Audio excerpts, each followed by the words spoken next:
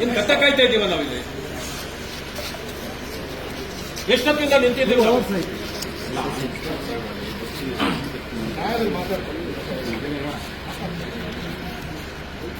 ಒಬ್ಬ opposition leader ನಿಂತಿದ್ದಾರೆ ಅಂತಾರೆ ನಿಮ್ಗೇನು ಸ್ವಲ್ಪನೇ ಗೌರವ ಬೇಡವಾ ನಿಮ್ಗೆ?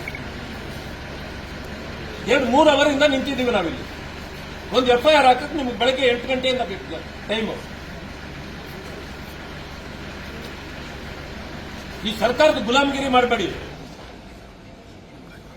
ನಿಮಗೆ ಅಂತ ಒಂದು ಗೌರವ ಇದೆ, ಆ ಗೌರವನ ಉಳಿಸ್ಕೊಳ್ಳಿ ನೀವು. ಕಂಪ್ಲೇಂಟ್ ಅಲ್ಲಿ ಕೊಟ್ಟಿರೋದು ಮೂರು ಹೆಸರಿದೆ, ಹಾಕಿದ್ದೀರಾ? ಕಂಪ್ಲೇಂಟ್ ಅಲ್ಲಿ ಏನಿದೆ ನೀವು ಕೊಟ್ಟಿರೋದು ಅದೇ ಕಂಪ್ಲೇಂಟ್ ಅದೇ. ಹೌದು, ಏನಿದೆ? ನೀವೇನ್ ಬರ್ದಿದ್ರ ಕಂಪ್ಲೇಂಟ್ ಅಲ್ಲಿ ಏನಿದೆ? ಮೂರು ಹೆಸರು ಇದೆಯಾ ಅಲ್ಲಿ?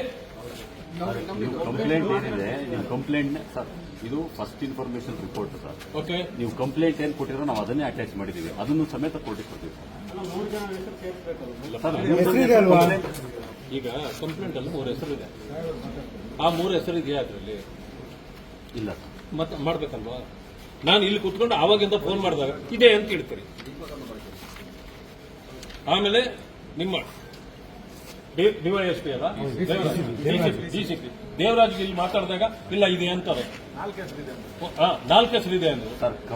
ನೀವು ಕೊಟ್ಟಿರೋ ಕಂಪ್ಲೇಂಟ್ ಏನಿದೆ, ಕಂಪ್ಲೇಂಟ್ ಅದೇ ಇದೆ ಸರ್. ಕಂಪ್ಲೇಂಟ್ ಏನು ಇದರಲ್ಲಿ ಇದಾಗಿಲ್ಲ ಸರ್.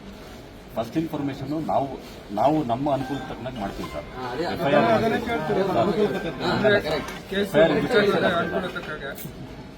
ಆ ಥರ ಅಲ್ಲ FIR ರಿಜಿಸ್ಟ್ರೇಷನ್ ನೋಡಿ ಸರ್. ನೀವು ಕಂಪ್ಲೇಂಟ್ ಅಲ್ಲಿ ಏನು ಕೊಟ್ಟಿದ್ದೀರಾ, ನಿಮ್ಮ ಕಂಪ್ಲೇಂಟೇ ನಾವು ಎಂಡಾರ್ಸ್ಮೆಂಟ್ ಮಾಡಿದ್ದೀವಿ, ಅದನ್ನೇ ಕೋರ್ಟಿಗೆ ಕೊಡ್ತಾ ಇದ್ದೀವಿ. ನಾವೇನು ಅದ್ರಲ್ಲಿ ಏನು ಬದಲಾವಣೆ ಏನು ಮಾಡಿಲ್ಲ. ಅದನ್ನು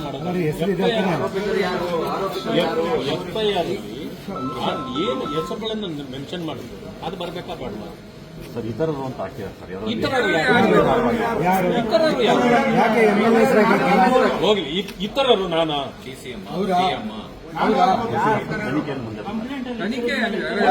ಮಾಡಿದ್ಮೇಲೆ ನೀವು ಹಾಕ್ಬೇಕು. ಇದು ಸರಿಯಾದ ಕ್ರಮ ಅಲ್ಲ. ಇದು ಒತ್ತಡ ಬರುತ್ತೆ ನೀವು ಹಿಂಗ್ ಮಾಡ್ಬಿಟ್ರೆ ನ್ಯಾಯ ಕೊಡ್ಸೋರು ಯಾರು? ಇಲ್ಲಾಗೋ ಮಿಸ್ಟೇಕ್ಗಳೇ ಮುಂದೆ ನ್ಯಾಯ ಸಿಗದೆ ಇರಲಿಕ್ಕೆ ಕಾರಣ.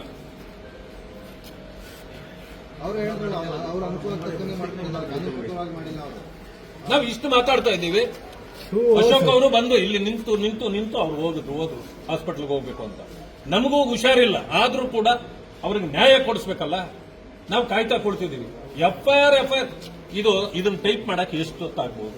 ಕಂಪ್ಯೂಟರ್ 5 ನಿಮಿಷ ಬರೀ ಹೆಸರು ಚೇಂಜ್ ಮಾಡೋದು ಬೇಡ, 1 ಅವರ್ ತಗೊಳ್ಳಿ. ಈ ರೀತಿ ಮಾಡಿದ್ರೆ ಹೇಗೆ ನೀವು? ಸರ್ಕಲ್ ಇನ್ಸ್ಪೆಕ್ಟರ್ ಬಂದಿಲ್ಲ, ಕಿಶೋರ್ ಮಾತಾಡಬೇಕು. ನೀವು ಆಪೋಸಿಷನ್ ಲೀಡರ್ ಇದ್ದೀರಾ, ಸರ್ಕಲ್ ಇನ್ಸ್ಪೆಕ್ಟರ್ ಕರ್ಸಿ ಸರ್. ಇಲ್ಲ ನಾವು ಮಾತಾಡೋಣ. ಇಲ್ಲಂತಂದ್ರೆ ಇಲ್ಲಿಂದ ಬಾಡಿ ತಗೊಂಡು ಹೋಗೋದಿಲ್ಲ ನಾವು. ಬಾಡಿನೂ ತಗೊಳ್ಳಲ್ಲ, ಆಗೋದಿಲ್ಲ. ಆ ಹೆಸರು